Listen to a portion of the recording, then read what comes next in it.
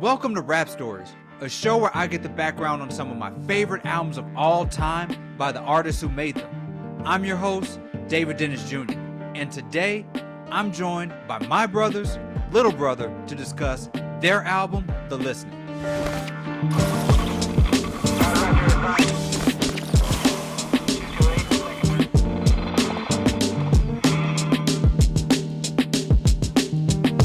Back in 2004, I was an 18-year-old Mississippi kid when I first heard the track For You by Little Brother. But let me rewind a little bit before we get there. I grew up in the South that's more associated with trunk rattling, slower flows, and heavy bass line like Master P and Cash Money, but I was also always listening to more lyrical acts like Ghostface Killah, Mos Def, Dungeon Family, Scarface, and so much more. So there was this old strip club in Jackson that had been converted to a teenage club called the Black Orchid that I go to every Saturday night. So I became more concerned with trying to get girls and going to the clubs, and I started listening to music I could really turn up to, like David Banner's Like a Pimp, and Bone Crusher's Never Scared, and Nelly. It was a whole lot of Nelly. Eventually, around the time I started looking at colleges, I felt I wanted to get back to the lyricism that I loved before. Mind you, this is before streaming, and the only way to get put on the music you hadn't heard before was to get a mix CD from an old head you knew. My old head ended up giving me this CD on my 18th birthday, which, funny enough, was around the same time I was going to visit my future alma mater, Davidson College in North Carolina. I rode around the city listening to the CD full of songs from Gravediggers, J. Rue the Damager, and Pete Rock. But it was the third song that really caught my attention. Yeah, 1, 2, y'all. We about to set it like this on them, little brother. Justice. Coming through my speakers were two incredible MCs I'd never heard of trading similes and metaphors over this dope soul sample and boom bap. It was Little Brother.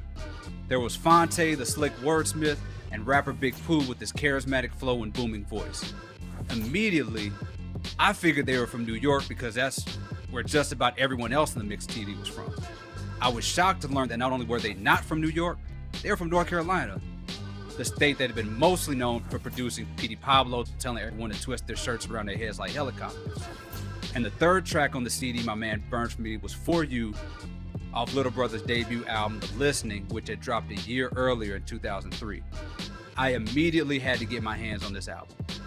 Once I did, I held the project so close to my chest, not just for its dedication to showcasing two hungry-ass MCs, but the commentary about groupies, performative blackness, and vapid radio hits was like a book of essays on wax.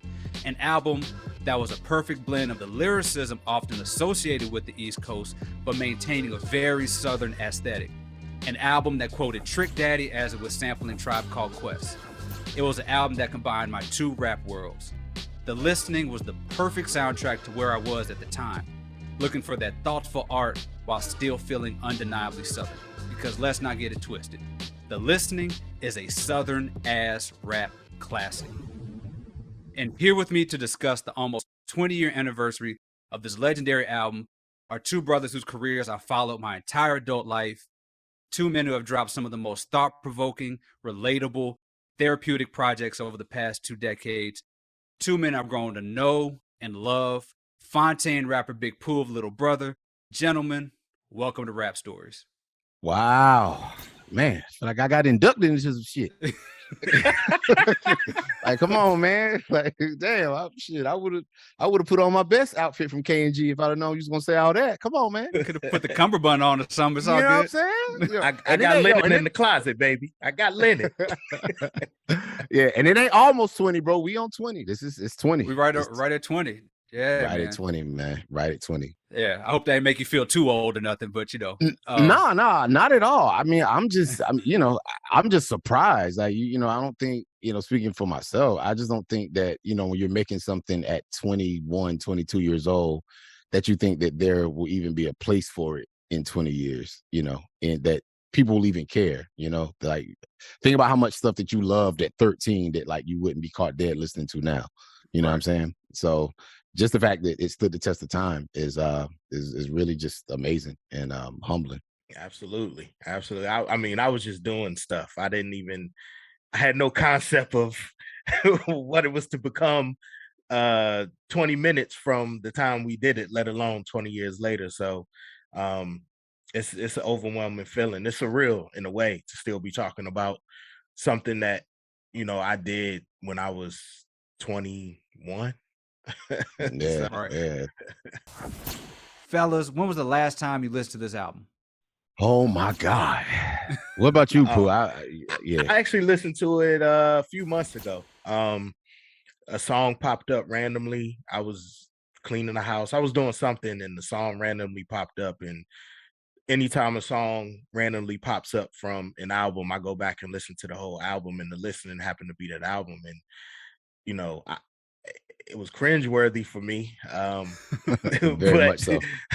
but I definitely went on that trip down memory lane. So it was a few months ago, sometime in the middle of the summer.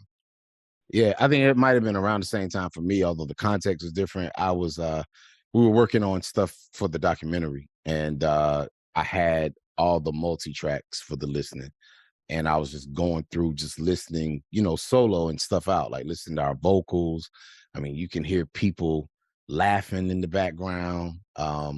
You know, one of the girls that's talking on it, a good friend of ours, Aaliyah Brown, like she passed us a couple years back. So to be able to hear her, you know what I mean? It really was it was like a time capsule. Like I said, cringeworthy, very much like Pooh said, but you know, it was still some magic in there. It'd been a while since I listened to it before, you know, getting ready for the show. And I sort of always remembered the listening as like the serious Little Brother album. Like I'd remember, like I thought of it as like, I thought of it as like super serious, and like, you know, Get Back was like fun, like the more fun album. But like when I went back and I was like, this is like a joyful. What? Yeah, I was like, this is a joyful album. Yeah, that's what I thought. Because like you got I just remember laughing more on Get Back than I did on the listening. Oh, so when I went, okay, yeah. So when I went back, you're right. Like there's a whole bunch more joy in this album that I had originally remembered for some reason. Yeah, it's actually reverse. Like right. With the more serious album for us, and the listening, you know, we were you know, creating music obviously, but we were experimenting, like Phonte referenced earlier.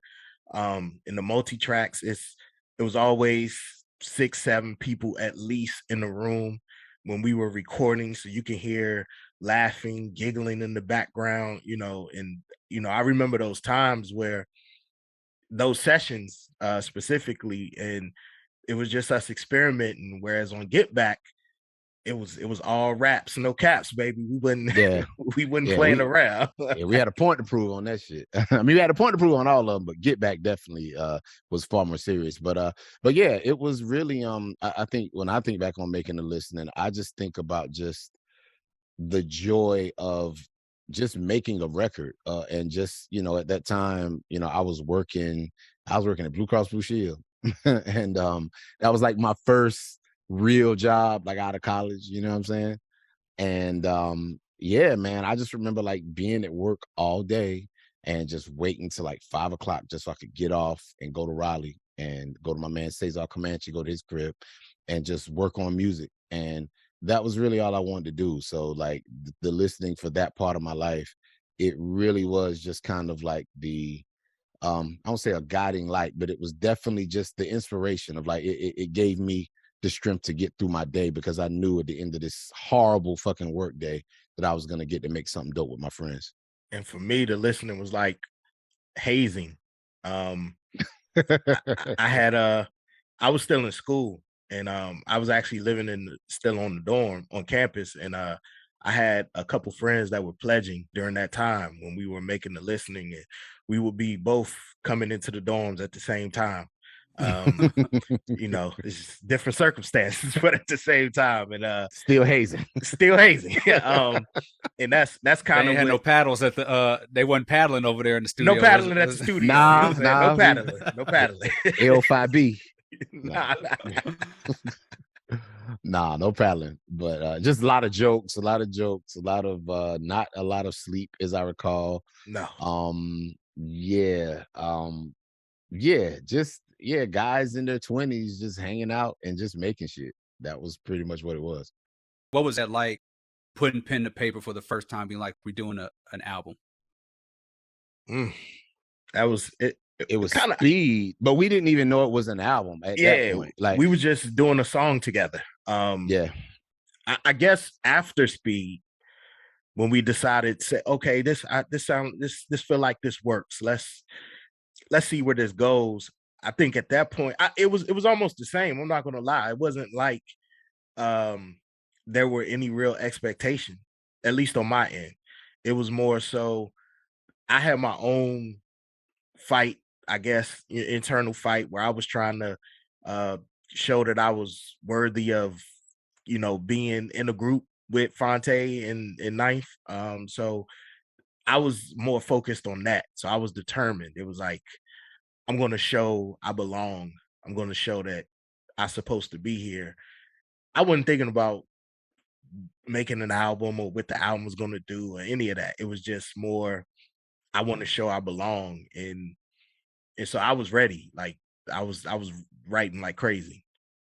Yeah, I think my first memory definitely Speed. Like that was the first song that we did together as Little Brother. Originally supposed to be me and Median. You and Median. But Median never showed up to the studio, and Pooh was with me because Pooh used to always ride with me to the studio. Where we recorded at was my man Cesar Comanche. It was his crib, and he lived in Raleigh, and we were in Durham.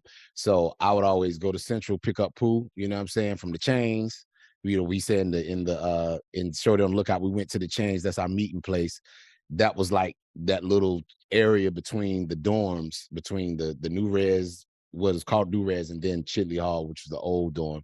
And I would pick him up and we would ride to Raleigh. And so, Pooh was always with me. And so Median didn't show up this particular night. So I was like, all right, man, well, me and Pooh will rock the joint. And so we did Speed.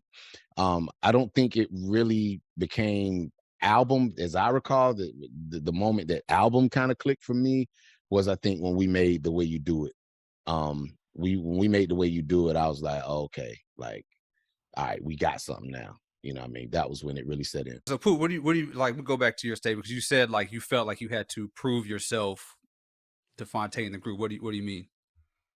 Well, I think it was that summer. Yeah, it was that summer. Right before that summer, when the last semester had ended and we were going into summer. Me and Phonte had a discussion, and he was like, yo, you got to work on this. I think you need to work on this or whatever. And I went down to Charlotte that summer, and I needed to work on, more than anything, my confidence as a rapper. And so I worked tirelessly. Shout out to my man, the mighty DJ DR, for allowing me into a space. It was this spot called Fat City in Charlotte. And I'm not a freestyler. That's not me at all. I'm, even performing, I still get stage fright and all those different things. But I would force myself every Monday, I believe it was, to get on the mic and cypher and freestyle. And that was helping me build my confidence. And when I was coming back to school, and then the listening ended up happening, or us making the listening happen, I wanted to show them that more than anybody, but just show him like, I heard you, and I went and worked on those things that you told me I needed to work on. I still wasn't where I needed to be, but I just wanted to show that I was working on those things. But nah, he came back hard. He came back. I'll never forget. Like, he came back. You could hear just the difference. And like the craziest thing was that, famous last words. I was like, yeah, man, I don't really see us as a duo on no Outcast shit. I don't really know if that worked. You know what I mean? And here we are. And here we fucking are. Look at us. Look at us. Look at us now. Who would have thought? Look at us. Look at us. So, but nah, he went. I could tell he went, and really, worked on it. Cause in our crew, really, it was me and Dunny. We were the ones that really freestyle. Like me and Dunny would just rap your ass under the table. Like we would just freestyle forever. And so Pooh wasn't really like that at the time, but when he came back that summer, he just had so much more confidence. And it was always odd because to me, Pooh's voice was always kind of the anchor. You know what I mean? Like in mixing his voice and like in recording his voice, he always had like a kind of big kind of barreling kind of voice that would just cut through anything. Like he could rap over, dishes falling on the floor, you know what I mean? And it was still cut through. My voice is not really that. My rap voice doesn't really go too much past my speaking voice, but Pooh just had that big barreling voice that just kind of cut through. And so to see his confidence level match, you know, that big voice that he had, like that was just a really, that was a really beautiful thing to witness. That's one thing I've noticed from listening is that Pooh's voice, every album and the confidence in the voice has gotten better every album, like that mastery and that charisma to like, for those listening a few months ago, Pooh's latest album, Dream in Color, is like incredible and like even another level of that type of mastery of the vocals and just the storytelling and just that charisma. So just had to get that plug-in out there for everybody to listen to that. Thank you. I appreciate it, man. I look at I'm like well, I'm not an athlete, clearly, but I treat this like an athlete would treat, you know, getting better at their sport, and I always work. It's, you know, I got to get them 1,000 shots up, and 1,000 shots for me was making hundreds of tracks. The Source gave the listening 4 mics. Phonte's verse on the Yoyo was the Source magazine's hip hop quotable of the month. One of the editors at the time said it was the most sonically cohesive hip hop album since The Blueprint. The album sold 34,000 units by 2005, but it went platinum on OK Player. I don't know if y'all know this or remember this. The album dropped 2 weeks after Get Rich or Die Trying came out. So I don't know if y'all remember. I don't know if y'all remember that happening.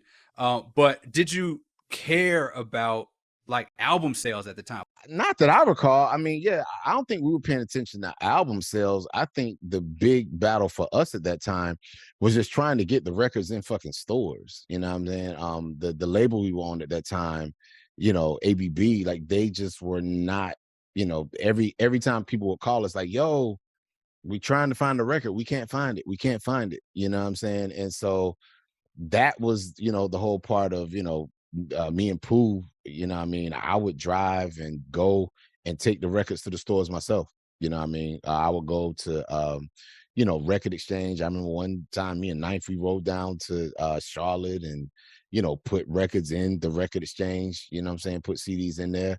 You know, it was just doing everything we could to get it out. So record sales weren't really the thing. We just wanted people to be able to hear it, you know? And I remember, of course, I mean, who doesn't remember Get Rich or Die Trying?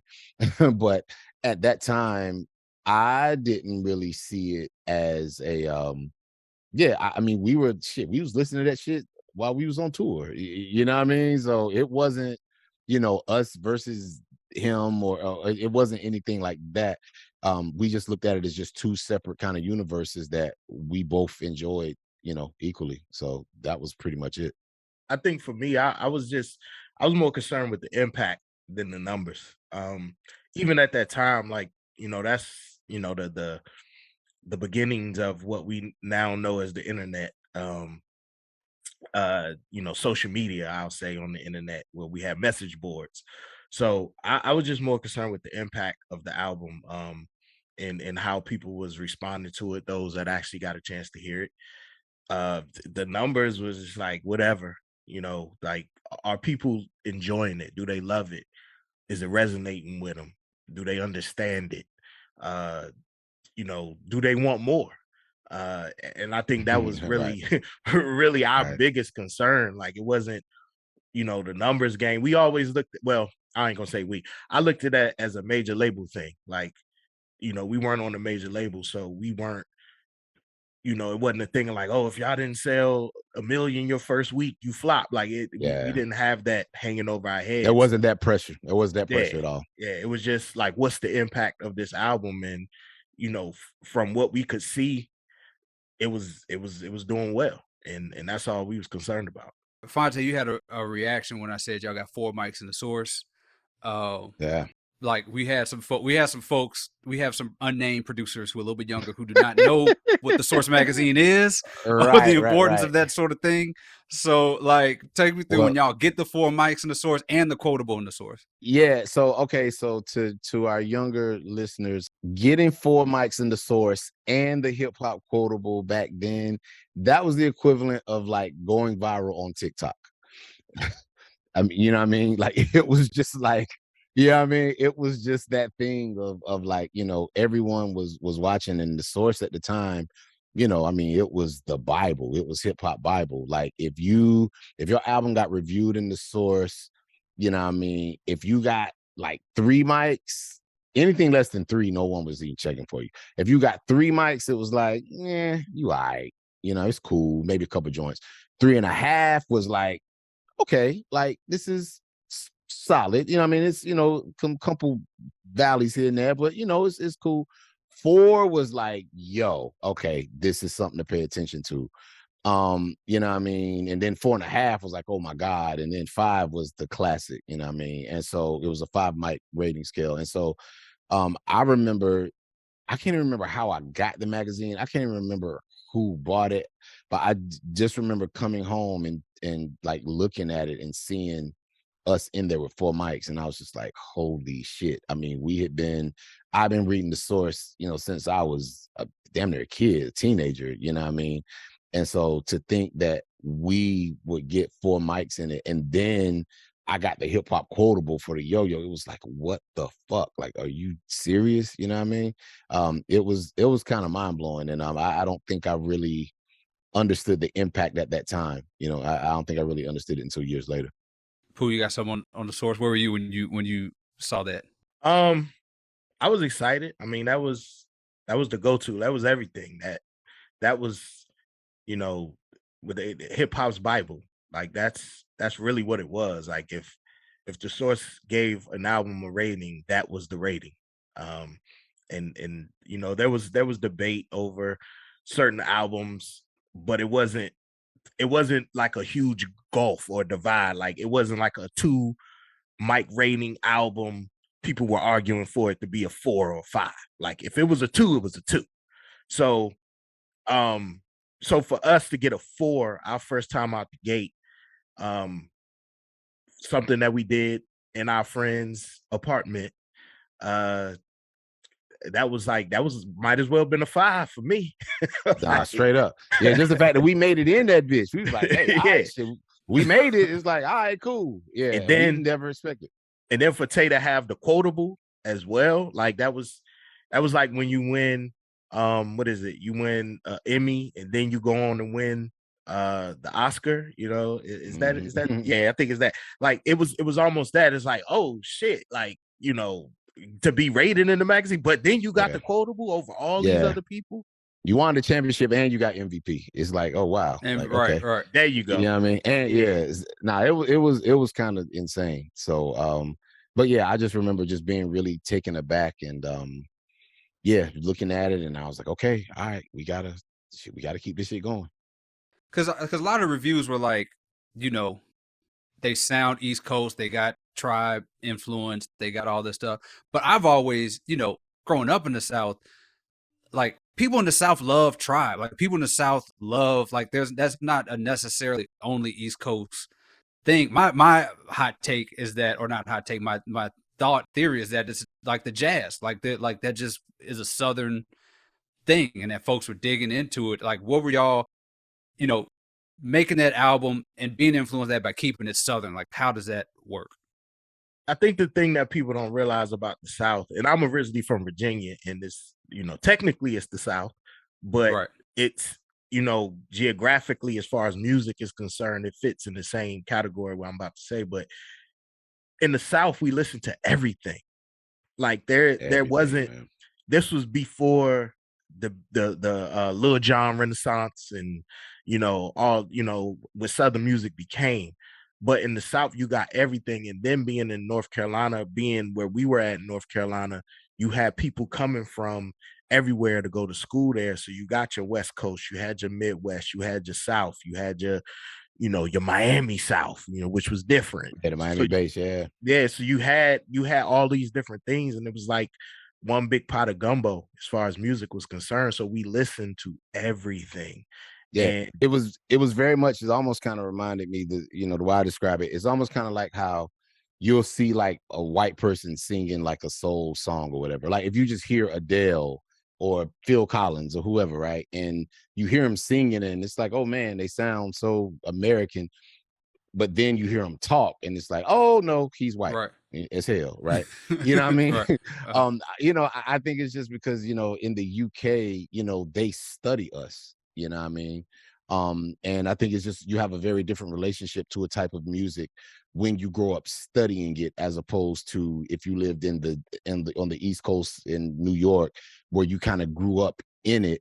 You know, in the South, we were outsiders in a way, in that we studied it, not mimicking. I mean, it's not, you know, there's a difference. It's not mimicry, but, you know, it is studying. And, you know, it's like Pooh was saying, you know, we had to be students of everything. You know what I'm saying? Like, if you lived in New York, you may have known, okay, I know what's happening in my borough. I know what's going on in Brooklyn. I know what's going on in Harlem or whatever. But in the South, we had to know Brooklyn, Harlem, Chicago, Detroit, Philly. Texas, Philly, you know what I'm saying, LA, you know what I mean? Like, you had to study everything. And so I think that just gave us just a much more well-rounded and kind of 360 panoramic view of music as a whole. And because we were students of it all. What is the most memorable moment that you have in the studio making and listening? Oh, the jokes. Yeah, the jokes. Yeah, Make Me Hot P was very memorable. Like, that was just literally a joke. Most of all our skits and stuff, that was what they started as. They just started as studio jokes, and we just took them way too far.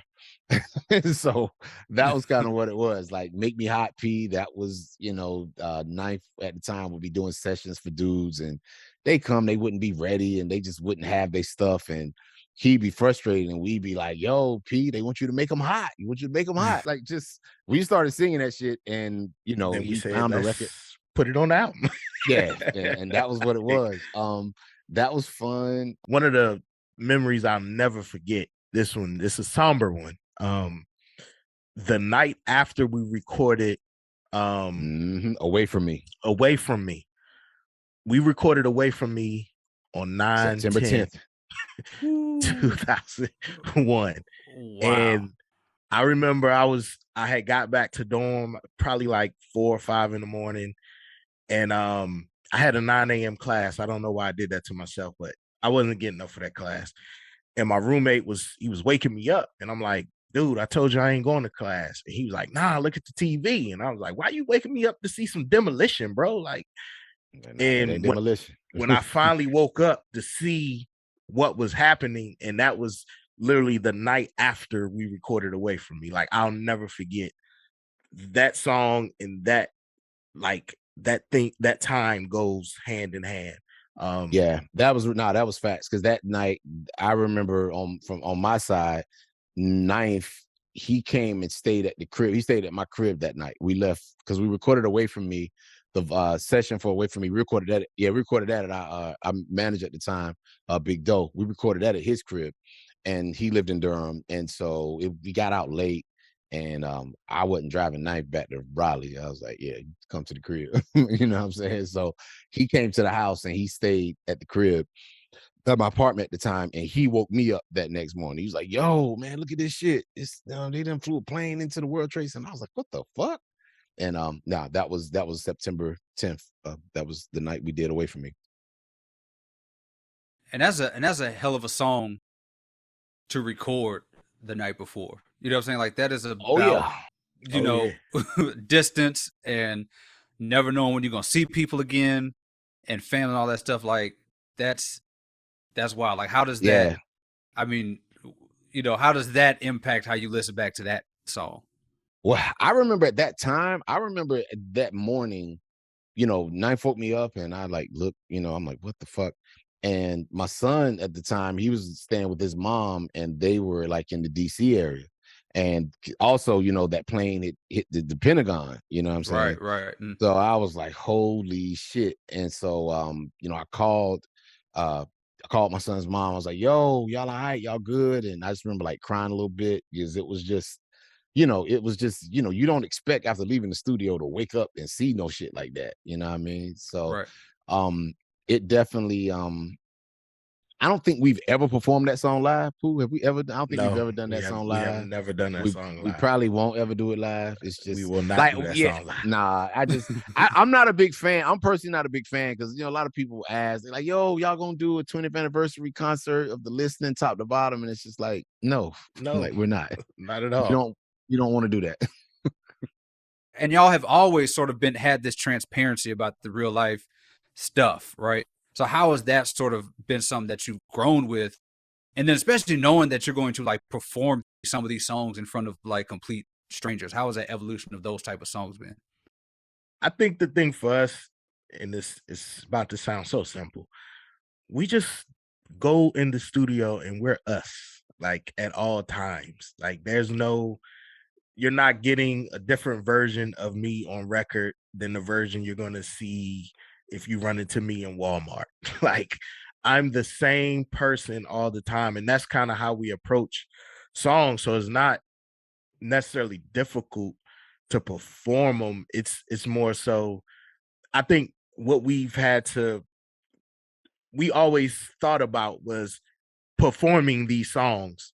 So you have to make them, even though the content may be heavy, you have to still make it so it's not so heavy that it's like, dude, I ain't even dancing to this shit. I can't even move. Yeah, you still got to jam. Show to cry, bro. Yeah, right. You still got to jam. It still got to jam. So I think that's been the trick for us. Is just as we've matured and got better, we've learned how to make, put them greens in that brownie. You know what I mean? You don't even know it's in there. You're just enjoying the brownie and not even knowing you're getting your vegetables. It's medicine and applesauce. Yeah. Yeah, absolutely.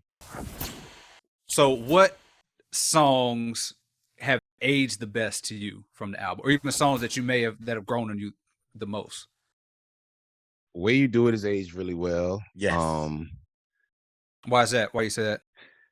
I think it was just a universal message. Like, what I'm saying? It was just, my verse it was us essentially talking about getting ready for a live show, and just having that appreciation for people that actually came out to see us. And I think that, even resonates even more now in a post-COVID, and I'm not saying because it's over, because COVID still, it ain't over, but Rona is in the building. Yes. In the building. The Rona was in there. Nah, man. I think just especially in a world where, going to shows now, there's an additional threat, of harm, to see people actually show up for you. I think it means even more now. So I think The Way You Do It, every time we do that song, like that shit always go off. I think Speed. Speed still go. Yeah. Speed is aged well. I mean, because that's, where that may not necessarily be our lives anymore, it's still a lot of people live that rat race. And so that song still resonates. So Fabulous, probably not as much. That was just basically just a tribute track. Yeah, I mean, I don't regret making it, but yeah, that was just a love letter to all our heroes that in 2023, it probably would just be a DM. I probably wouldn't have wasted y'all time writing all that. Originally, Groupie, we didn't even start off with Groupie. Was originally, the album went right into For You, if I'm not mistaken. It went from the intro to For You, and then we did Groupie, and it was like something that was, it was funny to us, you know what I mean? But like, I mean, now I don't know, like, we ain't doing that shit live. No. But yeah, I mean, like the way you do is really interesting to me, because the idea of fans is really interesting to me. Like, when did you realize, like, I have a fan? Like, I have a singular fan, like somebody I don't know is a fan of mine. That's fucking with my shit, yeah. Harold Tour, maybe? Yeah. I think it was the internet, man. Yeah. Like, the internet, that's when we got unbiased, unfiltered raw feedback from people who had no idea who we was.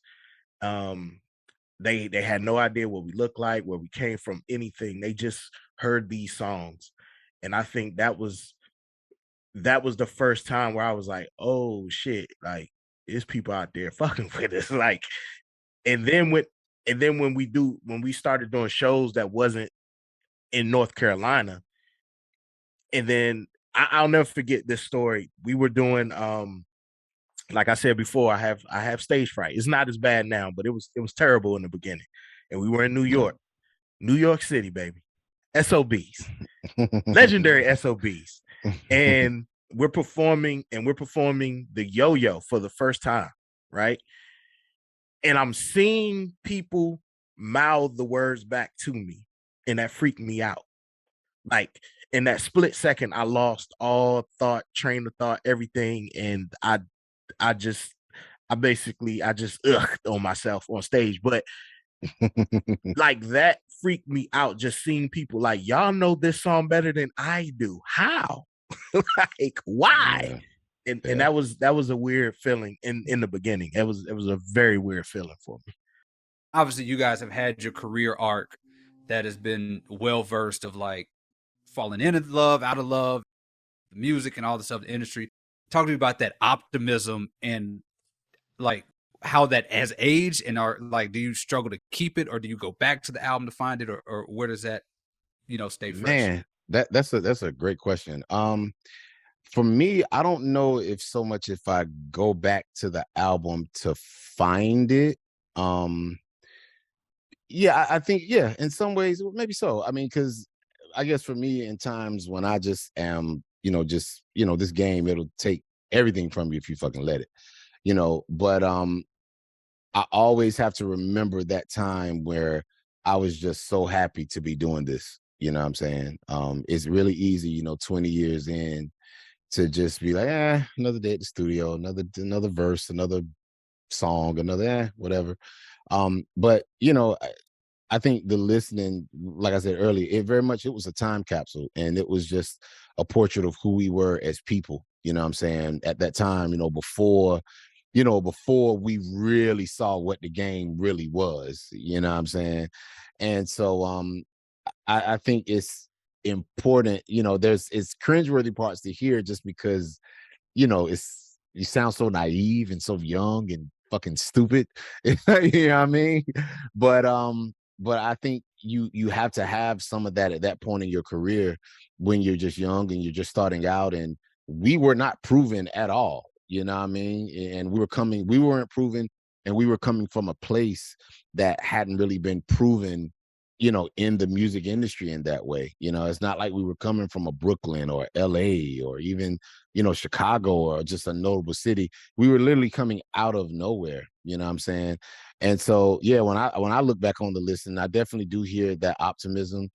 And now I think it just is more of it's still optimism. I would say more so than optimism. It's just a hardened wisdom, I guess. That, you know what I mean? More so now than just blatant like optimism. I don't know. Yeah, I don't know. I don't know if I've ever been that person. I don't know. Be young. Nah, I think I look back and I try to grasp little things that I can. Like, it's obviously you can't go back in time, and you can't unknow what you know. So I try to grasp little things. So like when we recorded Made a Little Watch in 2018 and 2019, that was as close as we got to when we recorded The Listening, where nobody really knew what we were doing. We were just having fun again, recording an album that nobody knew we were recording. And so just that, having that moment again, like you felt it a little, you know what I'm saying? Like, facts. Like, oh man, I remember what this felt like the first time, where we just came out of nowhere, blow, music.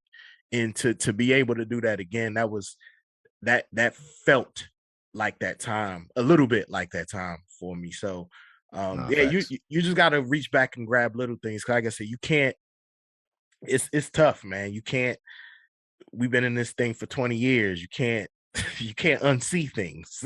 Yeah, you can't unhear things. You can't unlearn things. So you are jaded to a point, but you know, to have those little slithers of time where you can, you know, put your guard down and feel like the old time means everything. So what on y'all said cringy each of like 3 or 4 times. What on the album? What is cringy when you go back to it, whether it's a bar or a whole song or just something that you just drives you crazy when you go back to it? It's everything, bro. Everything. It's everything. It's voices. It's you know, how I look. I can. It's almost like I can hear me reading, like now. Just not just bars. Just, you know, not really having them formulated or put together well. Just there's mistakes, and I don't even want. And the thing is, you know, because I've been asked this question a lot of times before, and you know, maybe in like another 20 years I'll talk about it, but there are just so many mistakes that I hear on the album that I don't want to point them out to the listener because I don't want to ruin it for them. Like I'm like the opposite of Beats by Dre. Like Beats by Dre, the whole idea was he wanted you to hear music the way he heard it. You don't want to hear music the way I hear it. It would just make you miserable. Like it's just don't just, you know what I mean, just stay where you at, people. You don't want to know what's going on here. It just don't, it's no. So yeah, man. Just as a writer, I think it's just you know, there's a thing they talk about called the creator's curse, if I'm not mistaken, where you start working on something, but you get better while you're working on it. So by the time you finish it, you're no longer happy with the thing you made, you know what I mean? Because you're better than you were when we started it, right? That is every record, but that really is the listening. I mean, that was us literally just figuring shit out in real time and just trying things and seeing what worked.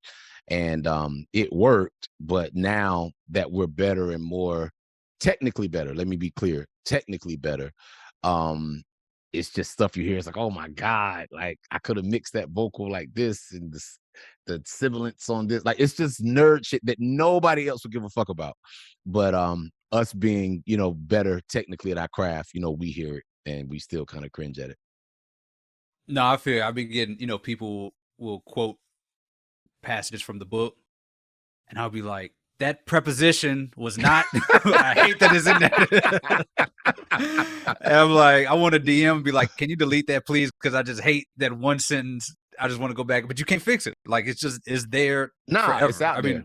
Bro, because the people don't hear it the way you do. They don't see it the way, in your case, they don't read it the way you do. Like, so like Tay said, they don't know necessarily what was mistakes and what wasn't.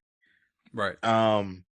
And we're gonna keep it that way, but we definitely hear them. Like they are very present. You know, because people always like, yeah, man, you don't listen to your music. No, nah. One thing I will give away, one thing I will say, in listening to the multi-tracks, like in, you know, putting stuff together for the documentary and everything, and going through the multi-tracks, if you listen to pretty much damn near all my verses on the listening, I always start off with like, yeah. And that was me just kind of testing the mic level before it's like, yeah. You know the niggas that I'm talking like, but I would always start off with that. It was always just this, I think it was me just being kind of nervous and just trying to like to build myself up to get ready to do it.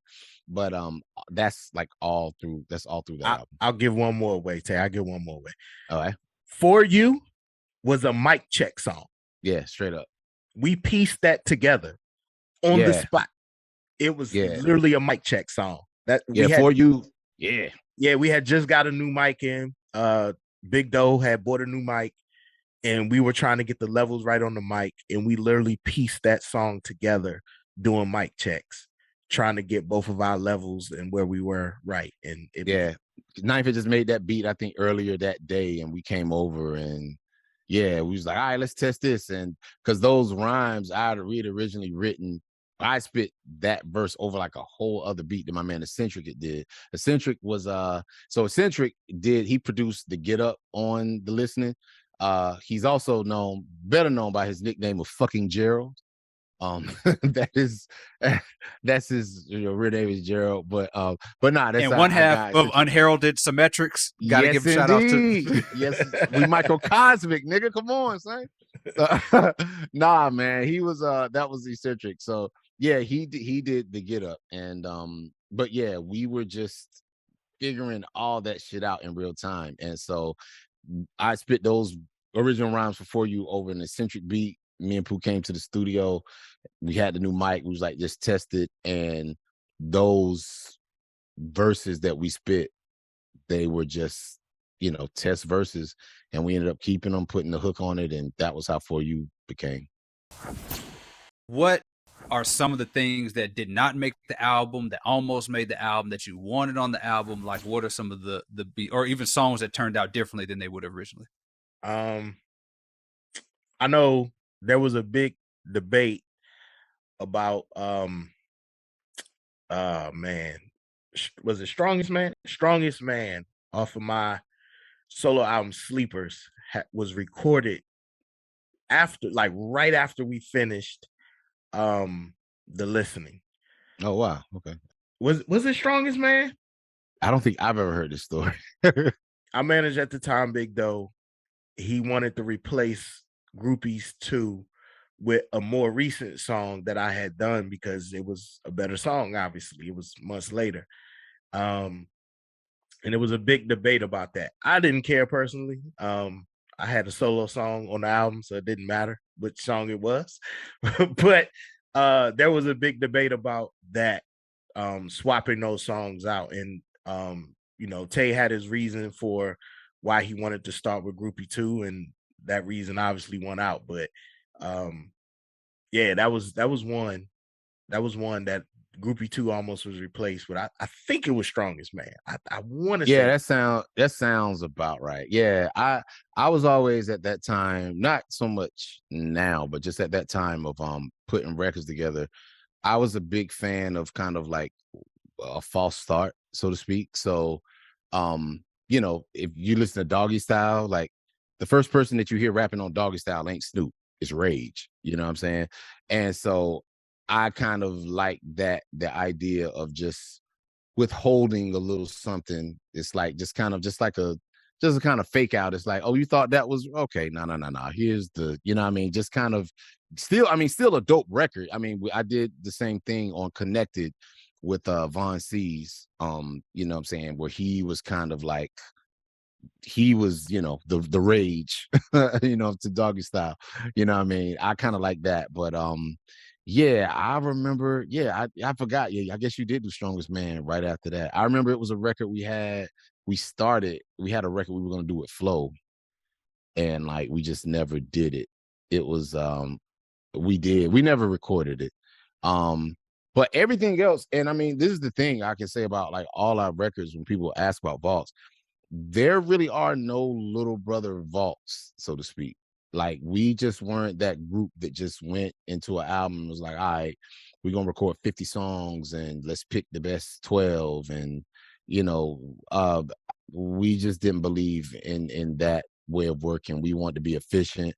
If we thought something was dope, if we both believed in it, it was like, all right, or if it's like, all right, let's do this, then let's just do it, and that's the song. But there really wasn't a whole lot of stuff left off on the cutting room floor. Everything that we did around that period, it came out one way or the other. Gotta Get That with Legacy, we ended up putting that like on a mixtape. Because a lot of those songs that ended up, if you will want to say they were on the cutting room floor, actually came after we finished what was the listening. Like there wasn't like you Phonte said, it wasn't like we did 20 records and then those were the ones left over. We had the listening, and then we were still recording records, and those became like Altitudes. Yeah. Like those, right? They we just put them other places, but they became like chitlin circuit joints. Yeah, they were technically after we recorded the listening, but it was before the listening came out. We just didn't start, taking tracks off and moving tracks around. We didn't do that.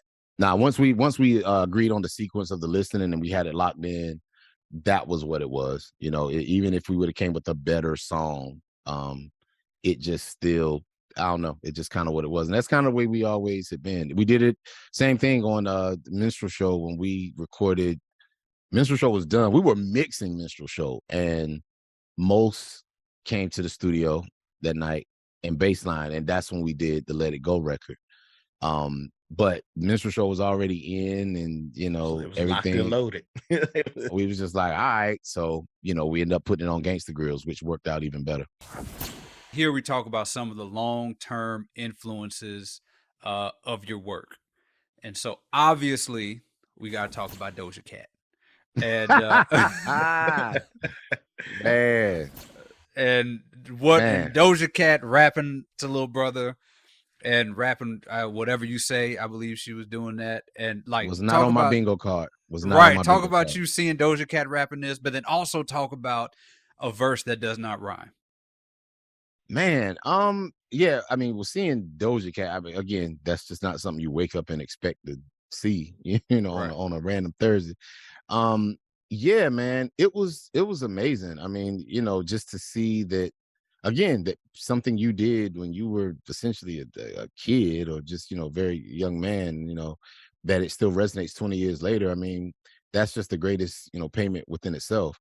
So, you know, for me, writing that verse or doing whatever you say, I just thought it would just be just a fun thing to do. It was very much kind of inspired by Slum Village. Like, just they were at that time, you know, Fantastic Volume 2 ran my life.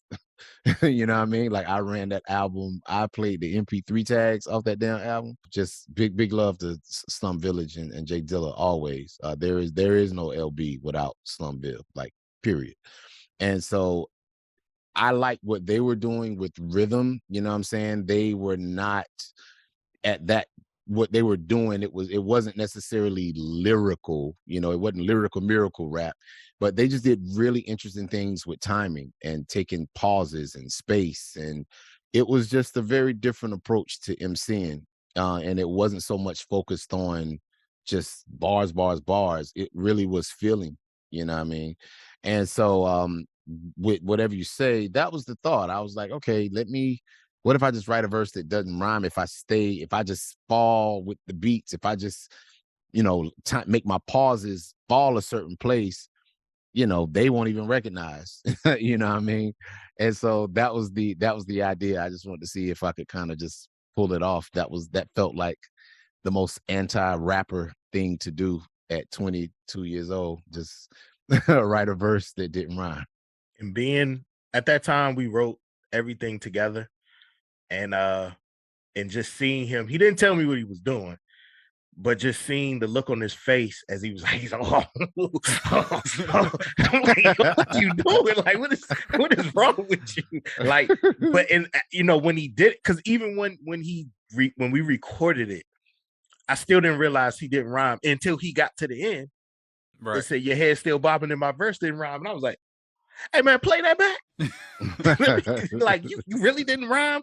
And then I was like, oh, that's what he was doing when he was in the room, the way he was rocking. And so it was that was one of them things. Like, I even said to Joseph, I was like, yeah, I don't know how he did that either, because that was that was it felt like mad scientist shit at the time. Like, even right. Like it just felt like, who would think to write a verse in rap that doesn't rhyme? Like, that just made no sense. But it made all the sense when you heard it.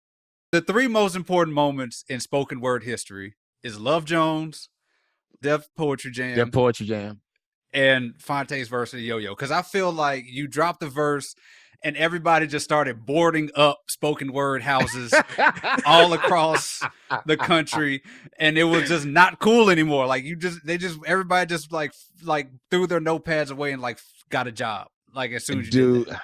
Yeah, man, the Yoyo, that was something that came from, you know, personal experience. At the time, I was working, this is still Blue Cross, and there was a poetry spot that my girl Tracy used to do. She used to have like a poetry night at this spot in downtown Durham. It wasn't Bully's Basement. It was, what was the name of that place? I can't remember. But anyway, Tracy is also the chick that says, we do the WJLR slow jams.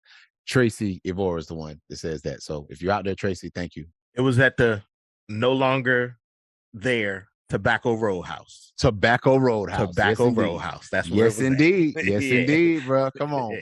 Yeah, them good old Adolf parties, nigga. Come on. Yes, indeed. Listen, so yeah, bro. So that was back then. And so she had this poetry night and she had hit me and she was like, hey, would you want to come and host it? You know what I mean? It was like a live band and poetry. And I was like, cool. She's like, it was her and the homie Matt Sherman. Shout out my man Matt Sherman. And I was like, yeah, cool. She's like, we pay you like $100. I was like, $100? Shit, what? You know what I mean? That was back when the Nissan, I could feel that. Man, listen, fill that thing up for damn $10. You know what I'm saying? Like straight up. So we up, man. So I go and do it, and it was just like all of these. And I'm not saying that, I mean, listen, poetry is a talent. There are very talented poets, but this night, these poets were not talented at all. like they were at all. You know what I mean? And I'm just like, what the fuck? And so I'm on the mic, like just in between segments, just talking my shit and just being me, you know what I mean? And so afterwards, the next day, Tracy called me and I got paid. Of course, she paid me. And she was like, I was like, yo, so okay, we doing this again. I'm thinking I got like a residency and shit. I'm like, hell yeah, nigga, I got damn $100 every damn 2 weeks, nigga, word up. And she was just like, yeah, well, we got some complaints from some of our patrons about, you using the N-word. And I was like, Tracy, I don't use the N-word. I say nigga. What's the problem? You know what I mean? And she was just like, she was like, yeah, they were kind of whatever. And that shit pissed me off because I really needed that $100. And so that was when I went and wrote the verse for the Yo-Yo. That was what inspired that. Just kind of the hypocrisy of that whole scene and just kind of the pretentiousness of it all was really just, it wasn't necessarily the poets themselves, but it was just all of that scene of that, thinking that you're better than an MC because you do spoken word, you know what I mean? And it's just like, nigga, we smoke the same weed. What are you talking about? And drink the same tea. Right. I mean, I guess because I think one of the reasons that this album resonated with the OK Player because it is like a series of essays, right? Like every verse had a beginning and an end, and it was like blog posts on wax, right? And like wow. Like they had like a point to them. So one thing I love about Pooh is your relationship songs are not like melodramatic. They're just like, we were together, shit ain't work out. So, you know what I'm saying? Like, it was like very real. Like, there's not like a twist. There's not like a plot twist. It's not like trapped in the closet. It's just like, we were, it didn't work out. And this is what I feel like, you know what I'm saying? So like you do this verse on the Yo-Yo. It's about this thing. You see this person, whatever, she sees you. And then the next verse, it's like, I hate these goddamn coffee shops. And it's like no coherence at all. No, we was clearly on two different. Yeah. Right. It's just so hilarious, absolutely hilarious to me. That's why Yo-Yo is like just one of the funniest songs. Like in hindsight, thinking back on it. Yeah, I don't even know how we let that go. Like we were really all over the place on that song. Like, because the crazy thing is, and we wrote together. Right. Yeah. We wrote this song together. Yeah, but it was just always, we wrote together. I mean, we wrote like in together, meaning in the same physical space. Yeah, we wouldn't. We wouldn't like, okay, I got these 2 lines. Nah, I got these 3 lines. Like, nah, just let each other go to our respective corners and just work. That was what it was. Yeah, then it'd be like, yo, Pooh, what you hear? Where you at with it? And then I say what I say. Okay, all right, okay. Because he was always quicker than me. Pooh was always, I mean, he was, the beginner. I mean, if you want to say that, he was fresh in the game, you know what I mean? But like, he was always a much quicker writer than I was, you know what I mean? And like, because I wasn't intricate. I was very straightforward. Yeah. He would be finishing this shit and they be waiting on me. I'm like, yo, man, I'm like, shit. So I would hear what he had. I'm like, and for me, it was always, and even still is a practice that I do now, you know what I'm saying, when I'm collaborating with other artists, sometimes I like to hear what you're doing just so I know where not to go. It's never, particularly with the MCs, it's never a thing of like, if we're on a track together, of like, yo, I gotta come with the best verse. I gotta smoke you. It's never about that for me. To me, it's always about what's gonna make for the best song. You know what I mean? And so I would just check. I'm like, all right, Pooh, where you at with it? He'd be like, yeah, I only got like 2 more bars to go. I'm like, damn, nigga, I ain't got but 2 bars. Like, what the fuck? This is gonna be a long night. You know what I mean? But I mean, make sure this verse don't rhyme, y'all. Come on. Right. It worked. The hook made it work though. Like the hook is what brought everything together. So even though, you know, I'm on one street, he on the other, you hear that hook, that's the main street connecting both of our streets. So that's the thesis statement. Right. I'm not going, y'all don't have to respond to the last legacy part. Y'all can be modest if you want, but the listening is the quintessential everyman rap album that a lot of these folks took and ran with on the mainstream and said that was, you know, they were bringing something new. And a lot of people, quote unquote, were teething off the listening that whole time to try to take this everyman approach that you guys perfected for this album and made a relatable album that was resonated with a lot of folks. And that is the last part of the legacy part I want to talk about. Y'all ain't got to respond. Y'all ain't gotta respond. We don't respond. Okay, go ahead. Nah, it's I mean, it's true. You know what I'm saying? It's true. I mean, it's one of those things for me where it's like, you know, we borrowed from those we grew up listening to, and you know, we eventually became Little Brother. What ended up happening was we showed people that you can be you and still be successful, still have fans, it's just some people had bigger budgets. They were on bigger labels, they had better resources, and they were able to do things or they were willing to do things that Tay and I just, you know, we wasn't doing that shit. I remember us being on tour, you know, on one of our first early tours for the listening and being out with Kanye. And, you know, it was, you know, we had met Kanye before and had like been out with him. He came to Durham, you know what I'm saying, for a music conference, you know, some months earlier, I believe. And, you know, we went out and I remember afterwards, you know, he was giving an interview.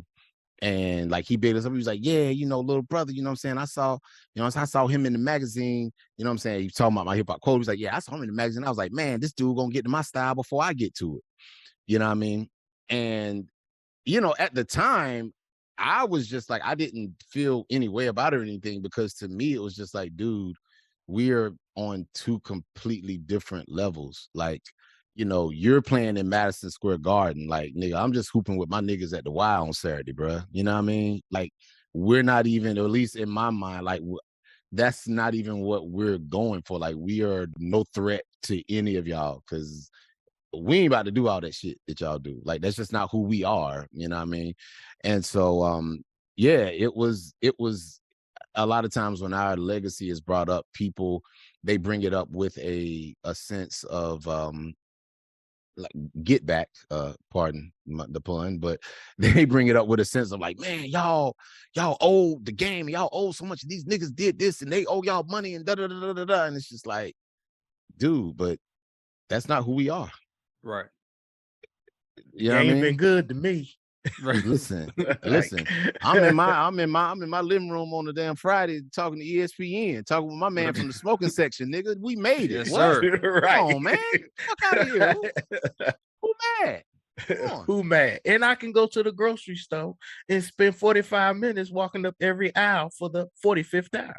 And nobody bothered me. Like multiple cheeses. Gruyere, Gouda, Gorgonzola. I can rock my NCCU shirt and go buy some sharp cheddar cheese, nigga. Hey, I'm cool, man. All right. Okay. Ready? These are very vastly important questions to my life. Definitive questions. Number 1, right. I'm going to lean into the mic. Cookout or Bojangles? Cookout. Once I learned, hey, listen, you man. Can go. Save it. Just say, we'll say, we got to. Well, I learned something. I learned something about Cookout. Cookout. Yeah. Cookout is like kind of Cookout really is kind of the Swiss Army knife of fast food when it comes to North Carolina. I mean, what other place do you know where you can get a cheeseburger combo, a Talk about quesadilla, it. a quesadilla, Talk about chicken it. nuggets as a side, As a side. You know what I mean? Like you get a cheeseburger, a quesadilla, chicken nuggets. You know what I'm saying? A cheesecake shake.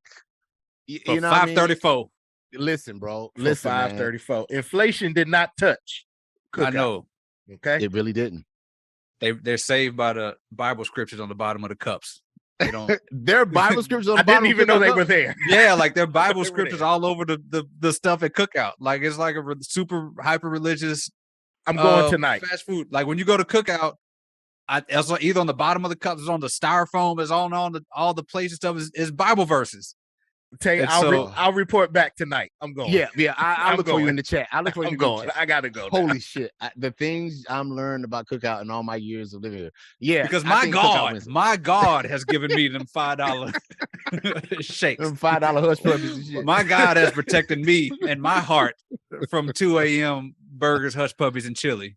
Listen, milkshake. bro. Listen, man. I can't. My Cookout orders changed over here. I can't eat like I mean, there was a time where I could just take down a big double from Cookout with impunity, nigga. Like Right. just you know what I mean? I could go in on that shit. Now, like if I even attempted that, it's gonna be a problem. You got to plan. You got to plan 2 weeks in advance. You got to straight up and down. Yeah, I might can do it a single. But most I do the chicken sandwich, and you can get barbecue. You can get chopped pulled pork. You know what I'm saying? Where else you get pulled pork, cheesecake, quesadillas, chicken nuggets, onion rings, and cheeseburgers. We need that sponsorship. We need that sponsorship, Cookout. Come on now. Holla, All Cookout. right. Hey, listen, for real. Phonte, favorite Pooh verse Man, on the listening? ever. Or you could do on the listening, whichever one. Okay, we'll keep it on brand with the listening. Favorite Pooh verse on the listening? Oh man, I probably, if I just got to pick off the top of my head, man, I probably would go with For You. Honestly, I probably would go with For You. That was like, because that was, again, that was still kind of early in the process, but that was just one of those times where I could just hear him kind of surfacing, you know what I mean? And he was always that person that always like kept getting better. Wow. Pooh, favorite Phonte verse on the listening. It's not. It's the whole song. Actually, it's Nighttime Maneuvers. I love that song. Like, oh wow, I know that. I love that song. Like, it was just at that time for Tay. Like, it was different from like, because you got the first time I was introduced to Tay. Well, not the first time. The second time I was introduced to Tay rhyming was at a battle. Okay, and he's completely different at a battle. Okay, very different. I'm used to it now, but he's very like I wasn't used to a person that was so animated, and so even though the listening is kind of laid back, like for that, like that's perfect nighttime driving around music, and just the way he just laid into the track. It was just so perfect. Like he became an instrument to the track, but what he's saying was so poignant. Like that's probably my favorite. That's one of my favorite Phonte songs, period. But oh wow, thank you, man. I didn't know that. Yeah. All right, final one. Best posse cut of all time. Best posse cut of all time. Does Wu-Tang Clan count as a posse? Yeah, right. Cut? Triumph, is that? Can we count? Is that one? No, that's a count Wu-Tang song, man. All right, okay. It's a All right, posse. we can't count Triumph. Every cut is a posse cut, dude. Right. That's if I gotta pick one, I mean, God, it's so many, man. I mean, of course, you gotta go with Scenario, Scenario remix. I mean, both versions are dope, but Scenario remix. Oh my God, man. Yeah, Scenario remix. That's kind of hard to top because that shit is like a production, like all those ad libs and shit. Like, I mean, that is a vocal masterclass. You know what I'm saying? God, Scenario, posse cut. I think Scenario one is so stands so tall is because they were actually cool and crew. I mean, most of Posse Cuts back then, they were actually cool with each other, but Right. you can really hear like y'all really, it's almost sound like y'all were a group. Straight up and down. Yeah, my favorite Posse Cuts though are the ones that like is not that necessarily has a bunch of rappers, but like when the rappers like put their homies on, and you can clearly tell that it's their homies first time. Like Farmers Boulevard on Mama Said Knock You Out by LL. Like it's some struggle in that one. Farmers Boulevard. God, what's another one? 5 Men in the Mic off Special Ed's Legal. That one's got some shit on. I'm really showing my age on these. Yo, the Flavor in Your Ear remix was dope. I'm just now they starting to what was the LL joint? Not the 4 3 2 1. No. Kisses. Not the 4 3 2 1. Was it Who Shot Your remix? That's all well and good. The correct answer is Watch for the Hook. All right, so what? Okay. We'll talk offline. But you know what though? So if we talking Dungeon Family, quick sidebar. Give me any day of the week, I would take White Guts over Watch for the Hook. Ooh, that's a good one though. That is a good one. White Guts is Bubba Sparks Bubba Sparks put him in the cookout. He was walked into the cookout on White Guts, but that's with a plate, with a low vibration plate. Just walked low vibration plate, son. Bubba Sparks was rapping like he threw the cookout. right. Straight up. Nah, give me White Guts over Watch for the Hook. But Watch for the Hook is mean though. That shit's hard as fuck. Oh, that's a hot take for you. All right, okay. All right. Final question. This is the last question. One thing that everybody's gonna get asked. What's one song from another artist you wish that was yours? One song from another artist that I wish was mine. God, man. For me, it'll probably be